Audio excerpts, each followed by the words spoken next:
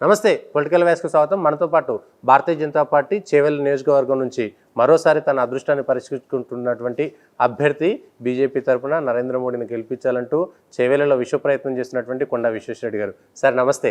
నమస్తే sir. Sir ఎట్లుంది sir, Chevella నియోజకవర్గంలో 2014 ఎంపీగా పోటీ చేశారు, 2019లో కొద్దిలో ఓడిపోయారు, 2024 ఈ 3 ఎన్నికల్లో మీరు చూసినటువంటి వ్యత్యాసం ఏంటి ఆ ఎన్నికలకు సంబంధించి? 3 ఎన్నికలు చాలా డిఫరెన్స్ ఉండే, కానీ ఫస్ట్ ఎన్నిక ఈ ఎన్నిక కొంచెం సంబంధాలు ఉన్నాయి. ఓకే. మొదటిసారి ఎన్నికలలో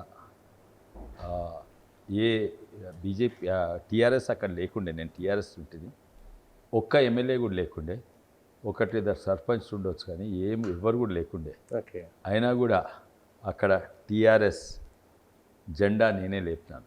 అసలు లేకుండే టీఆర్ఎస్ రంగారెడ్డి జీరో నుంచి స్టార్ట్ చేసినట్లేక. ఇంకోటి యావత్ తెలంగాణ, ఉత్తర తెలంగాణ బాగా తెలంగాణ వేవ్ ఉండే, కానీ చేవెళ్ల పార్లమెంట్లో అంత లేకుండే. ఎందుకంటే ముఖ్యంగా ఇక్కడ ఎంతోమంది ఆంధ్ర మిత్రులు సెటిలర్స్ ఇక్కడ ఉండేది. గ్రామీణ ప్రాంతంలోనో సగం మంది చేవెళ్ల ప్రాంతం ఇవన్నీ కూడా కందుకూరు ఇవన్నీ కూడా వాళ్ళకో బాధ ఉండే, అరే తెలంగాణ వస్తే రియల్ ఎస్టేట్ పడిపోతుంది. అయితే వేవ్ లేకుండే, అయినా కూడా అక్కడ గెలిచినాం. ఇక్కడ కూడా ఇప్పుడు కూడా ఈ ఎలక్షన్స్ కూడా ఒక్క ఎమ్మెల్యే లేడు, అయినా కూడా వేవ్ ఉన్నది. తెలంగాణ వేవ్ కంటే ఓ 3-4 ఇంతలు ఎక్కువ ఉన్నది. ఎప్పుడు లేనట్టు ఓ వేవ్ ఉన్నది, మోడీ వేవ్ అని ఉన్నది. ఎందుకంటే ఇది పార్లమెంట్ ఎలక్షన్స్, ప్రజలకు తెలుసు అసెంబ్లీ ఎలక్షన్స్ ఏంది, పార్లమెంట్ ఎలక్షన్స్ ఏంది. దేశవ్యాప్తంగా నిర్ణయం తీసుకున్నారు, అట్లనే తెలంగాణ చేవెళ్ల ప్రజలు కూడా నిర్ణయం తీసుకున్నారు, వచ్చే ప్రధానమంత్రి మోడీ గారే ఉంటారని నిర్ణయం తీసుకున్నారు. కానీ ఇక్కడ లోపం ఏంటంటే బీజేపీది గ్రామీణ ప్రాంతంలో అంత దూసుకోలేదు, వీక్ ఉన్నాయి. మొన్న అయిన ఎలక్షన్స్ మనం అసెంబ్లీ ఎలక్షన్ల తర్వాత మనం ఇంటర్వ్యూ చేసుకున్నాం, మీరు మాట్లాడినప్పుడు బీజేపీకి కూడా ఈ మంచి ఎలక్షన్స్లే, మేము గెలవకపోవచ్చు కానీ మా ఓటింగ్ పర్సెంటేజ్ 300% పెరిగిందని ఒక మాట మీరే చెప్పారు. అవును, అప్పుడు అసెంబ్లీ ఎలక్షన్స్ అంత పెరిగిందంటారా? కానీ అసెంబ్లీలో పెరిగింది కదండి, పెరిగిందా? 4-5% నుంచి ఎంత 14% పెరిగింది తెలంగాణ వ్యాప్తంగా. అది చేవెళ్ల మాత్రం 21% పెరిగింది. 21% ఓటింగ్ పడ్డాయి. అంటే 3,50,000, అంటే 3,35,000 అది ఒకటి జనసేనకి ఇచ్చినాం. అండ్ ముఖ్యంగా చూస్తే ఏంటంటే ఆడ 1,90,000 ఇక్కడ పడితే గ్రామీణ ప్రాంతంలో 4,000, 7,000 అట్లా పడ్డాయి, తక్కువ పడ్డాయి. కానీ చేవెళ్లలో బాగానే 40,000 పడ్డాయి.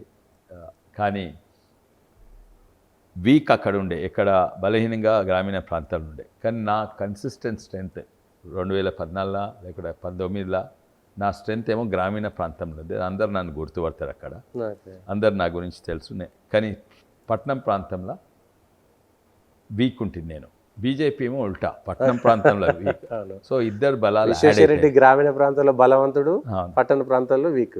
కానీ బీజేపీ పట్టణ ప్రాంతంలో బలము, గ్రామీణ ప్రాంతం. అయితే నేను ఎక్కువ శాతము టైం, రిసోర్సెస్ ఇవన్నీ కూడా ప్రచారము గ్రామీణ ప్రాంతంలో ఎక్కువ చేసినాను, ఇక్కడ తక్కువ చేసినాను.